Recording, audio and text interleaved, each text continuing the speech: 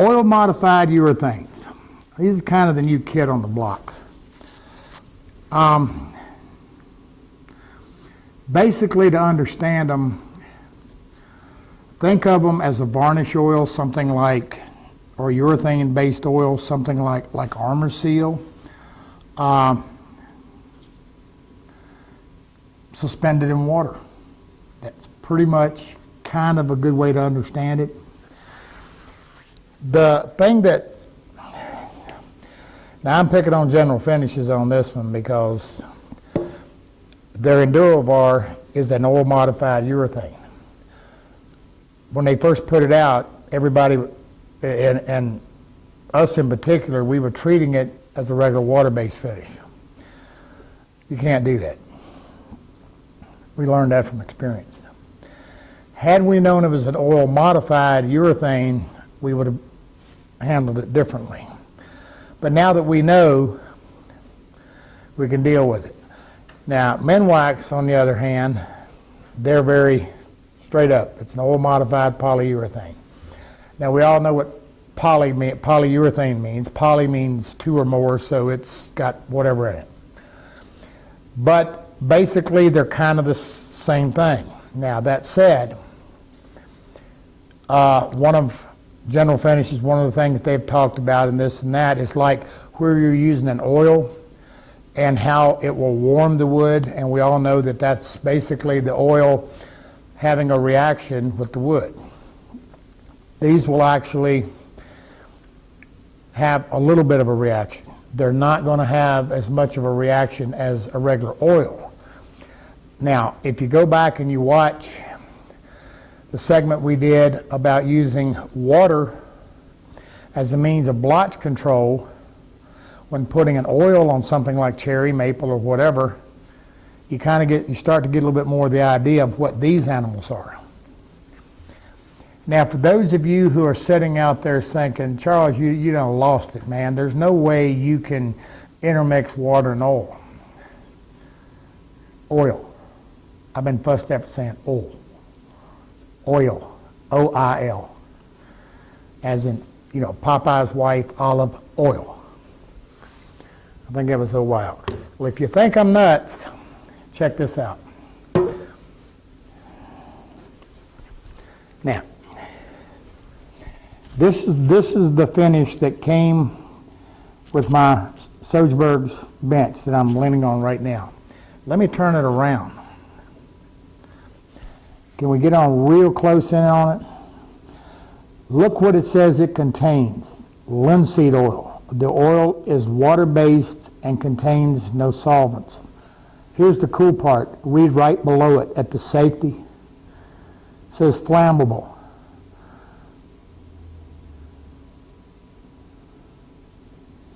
This is nothing more than linseed oil, and it's using water as a transfer medium. Now, the thing you got to understand is that what we're seeing here in the States and North America, Canada, wherever, with all these water-based products, Europe's been water-based forever. So this isn't new technology. It's just new to what's coming in to North America. So yeah, they've been doing oil and water for a good while. But the difference with the oil-modified urethanes, or polyurethanes, whatever, the first thing I'm going to tell you, the first issue we ran into was that we would shoot a coat, and I think it says wait a couple hours or something.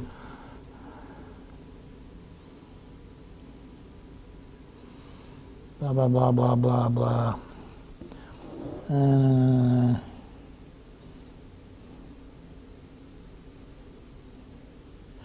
I don't think it says this. It's 3 coats, blah, blah. Anyway, here's what we found. Now, this is recommended for floors, millwork, cabinets. It's a tough finish, but it has some peculiarities to it. And the one they don't tell you is that you've got to let it dry really good between the coats. The issue we had was, you know, it was dry enough, I could scuff it, come back and put another coat on it, and the thing blushed. You know, like the old lacquers, I mean, it just turned milky white. And I'm like, what in the world? I was lucky it dried out. Well, as I get to researching and talking to the people at General Finishes and all of these different things, they're like, well, yeah, it really does need to dry really well. You know, we kind of recommend a couple hours, but actually 4 or 5 hours is actually, would be a whole lot better. Here's what's happening.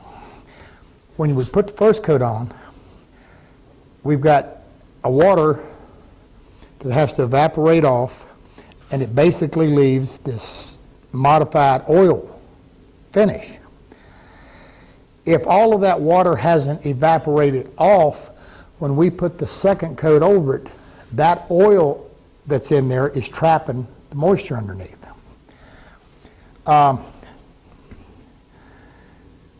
It wasn't fun. I'm just going to tell you up front, it was a nightmare because we didn't understand what I'm telling you.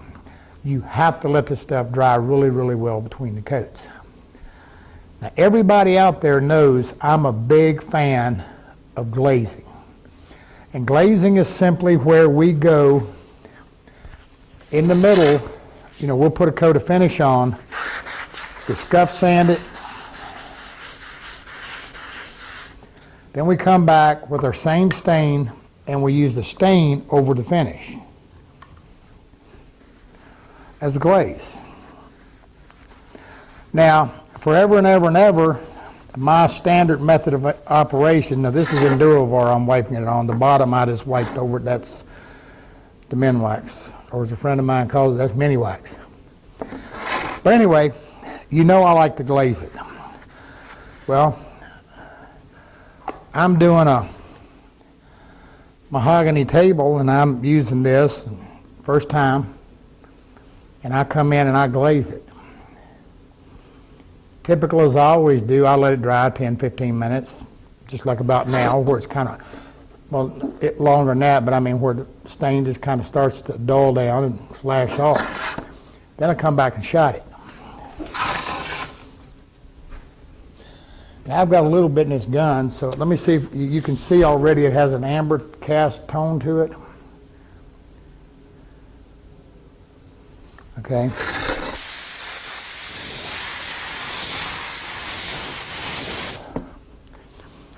Now I shot that kind of wet. So we're going to let this dry just a little bit. We're going to cut the camera off. We're going to let this dry just a little bit. And we're going to see what happens here, and I'm going to show you. So we'll be right back. Just give me a minute. Okay, I don't know how well I'm going to get this on camera. Can you get in a little bit more? What it's trying to do here is it's trying to fish eye. It's clumpy, lumpy. It's really trying to fish eye. Now, why? What's going on? Well, it's the same thing. We've put that glaze on, it's water-based. As long as we let it dry really well, it seemed to do okay. Now, you don't want to get heavy on glazes. Now, one of the things that they tell me is that it doesn't like to stick to anything but itself. And nothing else likes to stick to it. My first reaction and thought was, okay, you know, I'm dealing with hobby guys who's down in the basement, out in the garage, and they're spraying this stuff, and they don't get a finish exactly like they want. What can they do to kind of help clean it up, smooth it up, something on that order?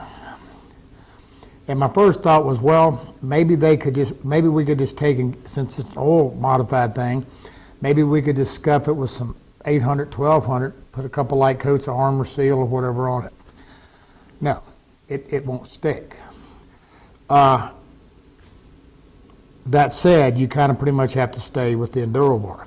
Now, one of the things I have, or one of the things I have found is that it burns into each coat a little better.